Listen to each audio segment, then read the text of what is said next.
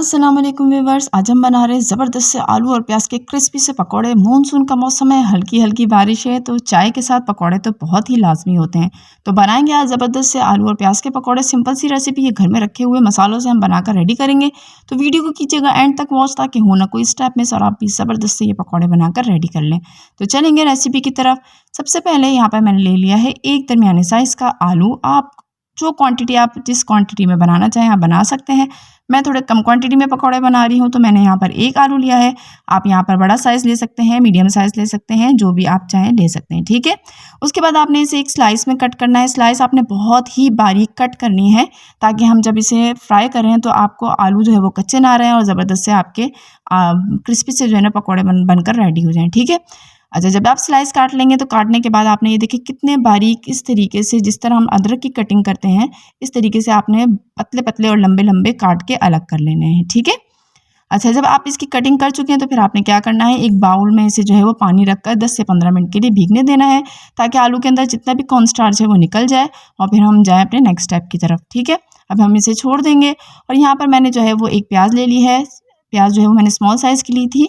उसे भी मैं क्या कर रही हूँ, कट कर रही हूँ और कट भी स्लाइसेस में कर रही हूँ। और स्लाइस में कट करने के बाद इसके जो परत हैं, यानी अलग-अलग जो वो हैं, ये देखिए इस तरीके से इसकी एक-एक परत है वो हम अलग कर लेंगे और अलग करने के बाद हम इसे एक बाउल में ट्रांसफ़र कर लेंगे, ठीक है।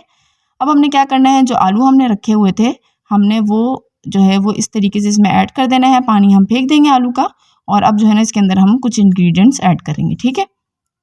2 हरी मिर्चों का इस्तेमाल करूँगी मैं। आपको ज़्यादा तीखा पसंद है, आप क्वांटिटी बढ़ा दीजिएगा अपने टेस्ट के अकॉर्डिंग। और जो आप कटिंग है हरी मिर्चों की, वो भी आप देखें इस तरीके से लंबी-लंबी करेंगे, ठीक है? और ये भी हम इसके अंदर ऐड कर देंगे। ऐड करने के बाद मैं इसके अंदर ऐड करूँगी 2 टेबलस्पून भरकर हरा धनिया। ये देखने में बड़ा ही अच्छा लगता है और खाने में भी ज़बरदस्त सा इसका टेस्ट आता है, ठीक है? उसके बाद जो है ना अकॉर्डिंग जो है मैं इसके अंदर टेस्ट के नमक ऐड करूँगी। आपको जितना लगता है आप उस हिसाब से ऐड कीजिए। 1 टीस्पून ऐड कर रही हूँ मैं इसके अंदर सूखा धनिया पिसा हुआ। अगर आप मोटा पसंद करते हैं तो आपने दरदरा सा इसे कूट कर ऐड करना है, ठीक है। 1 टीस्पून ऐड कर रही हूँ यहाँ पे मैं ज़ीरा। ज़ीरा भी देखिए मैं हाथ से इस तरीके से मसल रही हूँ। मसलने के बाद मैं साबुत ही ऐड कर रही हूँ, ठीक है।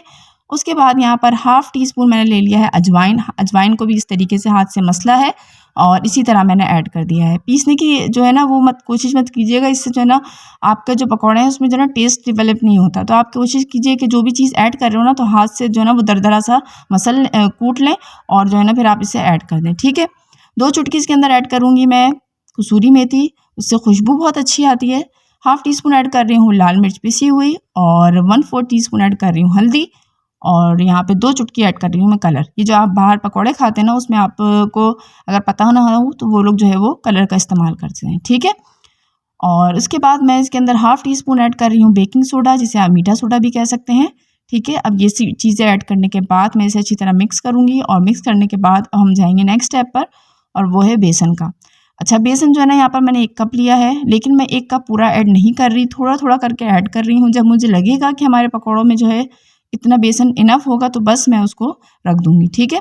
तकरीबन मुझे यहाँ पर हाफ़ कप जो है ना वो इस्तेमाल किया है मैंने बेसन का और हाफ़ कप मैंने इसके अंदर ऐड किया है। पानी का मैंने फ़िलहाल इस्तेमाल नहीं किया है। मैं इसे पहले अच्छी तरह मिक्स करूँगी और मुझे लगेगा कि पानी की ज़रूरत है, तो फिर मैं 2 से 3 घोंट बोलते हैं ना छोटे-छोटे से आप समझ लें टेबल स्पून, वो ऐड करूँगी, ठीक है। थोड़ा-सा ही मैंने यहाँ पर ऐड किया है पानी और मुझे ख़ास इसकी ज़रूरत नहीं लगी। तो बस मैं पानी ऐड करने के बाद अच्छी तरह मिक्स करूँगी और मिक्स करने के बाद मैं 5 से 10 मिनट के लिए इसे ढक कर रख दूँगी, ठीक है। ये देखें इस तरीके से हमारे जो नहीं रेडी हो चुके हैं। अब मैं इसे ढक कर रख दूँगी और जब तक हमारा जो है वो पैन में ऑयल गरम हो चुका है, और गरम करने के बाद अब देखें मैं इस तरीके से ना पकौड़ों को एक पोर्शन लेके इस तरीके से बिछा रही हूँ। आपने गोल-गोल करके ऐड नहीं करने, बल्कि आपने क्या करना है, पोर्शन उठाना है और जिस पोर्शन में आप उठाएँ उसी पोर्शन में आप इस तरह बिछाकर ऐड कर दें, ठीक है। आहिस्ता-आहिस्ता आपने जो है ना वो ऐड करते जाना है और आपका जो फ्लेम है वो मीडियम रहेगा। मीडियम से ज़्यादा ना आपने इसकी जो है फ्लेम को आपने ज़्यादा बढ़ाना है और ना ही आपने स्लो करना है। मीडियम फ्लेम पे आप इसे फ्राई करेंगे, क्योंकि अगर आप हाई पे करेंगे तो क्या होगा, या तो आपके क्या होंगे, पकौड़े जल्दी जल जाएँगे और अंदर से कच्चे रह जाएँगे जो आपके आलू हैं। और अगर आप इसे फ्राई करेंगे तो क्या होगा, आपके पकौड़ों पे जो है ना वो तेल चढ़ जाएगा, मज़ा नहीं आएगा, क्रिस्पीनेस नहीं आएगी, ठीक है। तो ये देखें बस अब मैं इसको रख रही हूँ मीडियम फ्लेम पर। एक साइड हमारी जो है ना वो हो चुकी है फ्राई, तो मैं अब साइड पलटना शुरू करूँगी और जगह बनाते हुए अपने सारे पकौड़े एक साथ ही इसके अंदर ऐड कर दूँगी, ठीक है। वीडियो को यहाँ तक वॉच कर चुके हैं तो लाइक ज़रूर कर दीजिएगा और चैनल को सब्सक्राइब कर दीजिएगा। मैं कोशिश करती हूँ कि रेसिपीज़ वो लेकर आऊँ जो आसानी से बनने वाली हों। तो ज़बरदस्त से हमारे देखें पकौड़े तकरीबन तैयार हो चुके हैं। मैं अभी डिश आउट करके आपको दिखा भी दूँगी। वीडियो को एंड तक वॉच कीजिएगा ताकि कोई स्टेप मिस ना हो, ताकि जब आप कोई स्टेप मिस करते हैं ना तो कोई ना कोई आपकी रेसिपी में कमी रह जाती है, ठीक है। तो ये देखें ज़बरदस्त से हमारे पकौड़े क्रिस्पी से रेडी हो चुके हैं। मैं अब इसकी फाइनल लुक भी आपको सर्व करके दिखा दूँगी।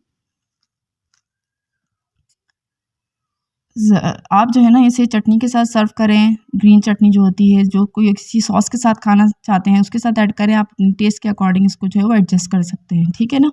तो ज़रूर ट्राई कीजिएगा। अगर ट्राई करें तो मुझे अपना फ़ीडबैक ज़रूर दीजिएगा। मैं इंतज़ार करती हूँ आपके फ़ीडबैक का। तो चलिए मुझे इजाज़त दीजिए। अल्लाह हाफ़िज़। अपना बहुत ख़्याल रखिएगा और मुझे दुआओं में याद रखिएगा। मैं मिलूँगी एक नई रेसिपी के साथ। अल्लाह हाफ़िज़।